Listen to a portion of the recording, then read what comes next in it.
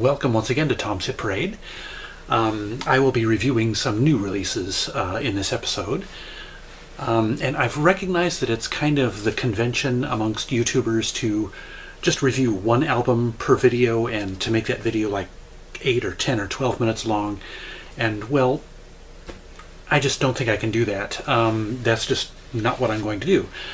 For a couple of reasons. One is it would be really hard for me, I think, to go on for 10 minutes about one single album, even if it's one that I really love. It's just, I'm just not that long-winded, typically. I mean, I'll never say never, because, I mean, there are probably a couple albums in my collection that I love unconditionally and so deeply that I maybe could prattle on about them for that long, but typically you'll just see me doing this, 3 or 4 reviews in one video, maybe 5 minutes at most, talking about each one. I like to be, short and sweet and to the point, basically. That's not to say I have a problem with anybody who does the 8, 10, 12-minute videos. I mean, more power to you, for those of you who can do that. So anyway, let's get on with the reviews. I will be reviewing 3 new releases and 1 not-so-new release. We'll take care of that one first, the not-so-new one. This one is, you saw briefly in my Adventures in Portland video a few weeks ago. It is a debut release by Sammy Brue called I Am Nice. Sammy is he was 15 years old when he recorded this album. He was born in Oregon and raised in Utah. And in the last few years he has developed some serious cred by he's opened for the likes of Justin Townes Earle, Lucinda Williams, Lucas Nelson, and Asleep at the Wheel. And this is just great, fantastic Americana folk rock. Reminds me a little bit of maybe like the American version of Jake Bugg. Like if you took equal parts Jake Bugg, Brett Dennen, and Ben Queller and mixed them all together. That's basically what you get here. And one of the good things about this album is it's got a great mix of different kind of sounds. He's got some songs are done, with a full band, electric guitar, drums, and organ on several of the songs, whether it's a Wurlitzer or a B3. But there are other songs on here that are stripped down and completely acoustic. So, I mean, you get a really good, cross-section of the kind of sounds that he's capable of on this album.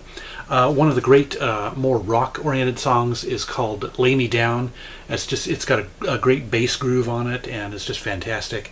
There's a really good acoustic song, I believe, at least I'm pretty sure it's totally acoustic. It's kind of one of the more melancholy songs on the album. It's called I Never Said, and it's just achingly beautiful. And there's a song called I'm Not Your Man, and that has kind of a shuffling sort of a beat, kind of like you might hear in a Bob Dylan song. So it's just, he's just got a great mix of sounds on here, and very talented songwriter. Now, fair warning, it took me halfway through the first listen before it really grabbed me, but by the end of the second listen, I was hooked. I mean, I paid only $2 for this thing, but if I'd known it was this good, I would have been willing to pay a whole lot more. And honestly, if he's putting out this kind of stuff when he's just 15 years old, I have to wonder what he's going to be capable of when he's 21 or 23. And let's see, how would I score this? As a reminder, I score these albums from 0 to 100 based on how likely I would be to keep this album in my collection 2 or 3 years from now. This one, I'd give it 80 to 85. I mean, yeah, this is a really good album. This next one, these other 3 are newer, much newer releases. This next one is the one I am most disappointed in, and it is Seasons Change, the 3rd album by Scotty McCreery. Now I like Scotty. I mean, obviously that's why I picked up this album. He's just got that great baritone voice that's just made for country music, and I really liked his first album. I liked his second album, though not quite as much. But honestly, he doesn't have a whole lot to say in this album. I mean, honestly, there's really nothing that he did on this album that he didn't do in his first 2 albums, and that's why it kind of suffers. I mean there are a couple of good songs on here, like 5 More Minutes. I mean, honestly, since the loss of my sister, I'm always kind of a sucker for songs about if you could spend a few more minutes with a loved one. So I was bound to like that song, 5 More Minutes. In Between is a pretty good song, and also Wrong Again. I kind of like that one. That was kind of shows a bit of humor. But honestly, other than that, each time after I listened to this album, 3 hours later after it was done, I struggled to remember any of the songs. So it took me 3 or 4 listens to remember those songs that I just mentioned. So he just didn't have a whole lot to say on this album that he hasn't already said. So that's why it kind of suffers.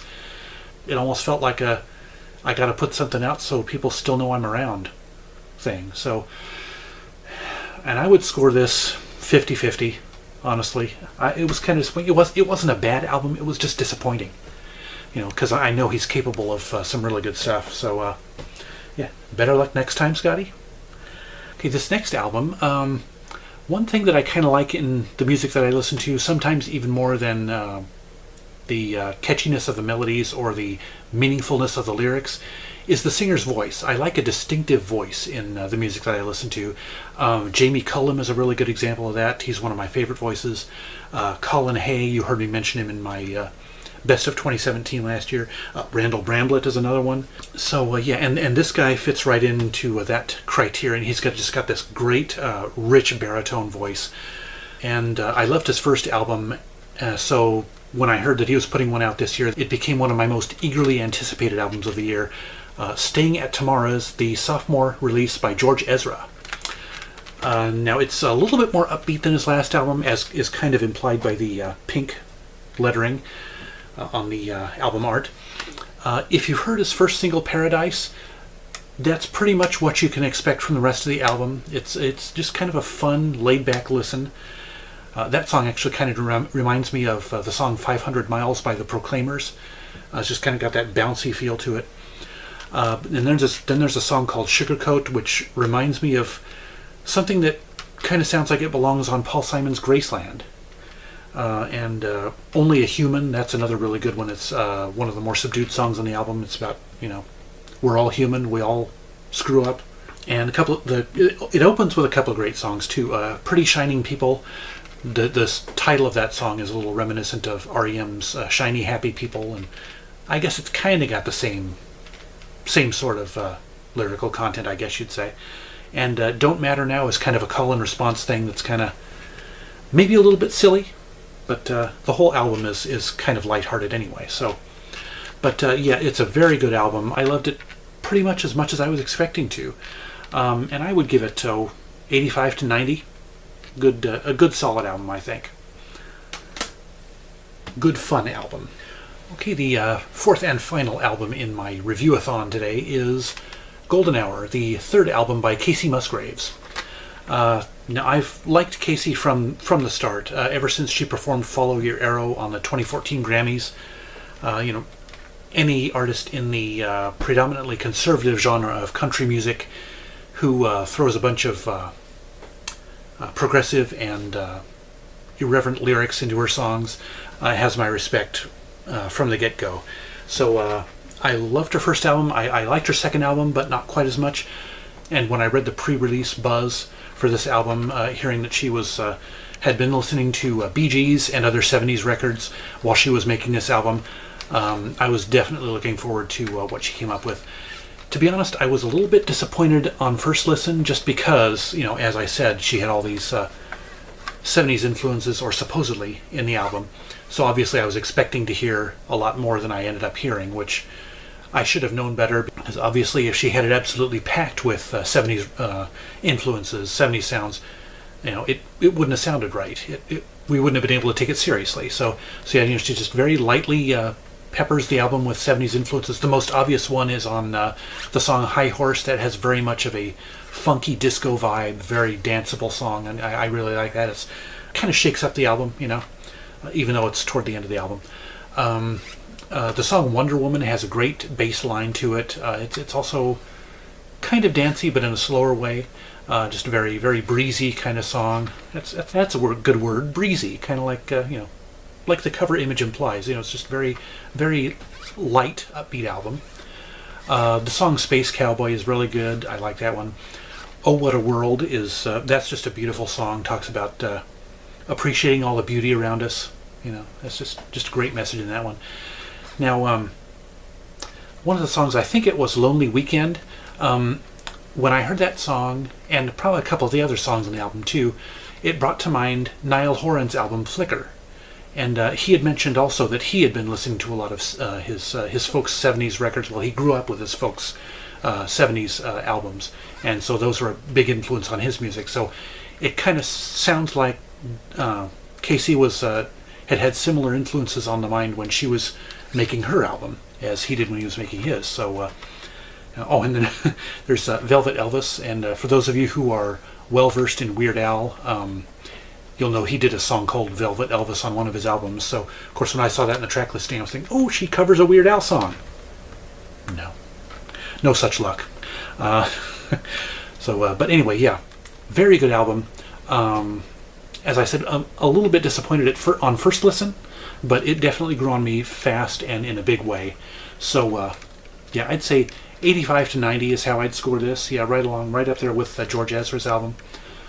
So yeah, I'm already looking forward to the next releases from George Ezra, Kacey Musgraves, and Sammy Brue especially.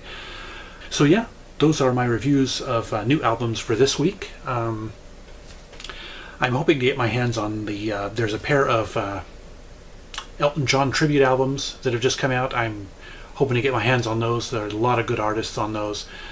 And one or two other albums that, I don't know, my next review episode might be a lot sooner than you had to wait for this one from my last one. So anyway, thank you very much for watching. Any favorite recent albums of yours, let me know in the comments. And please subscribe if you have not yet.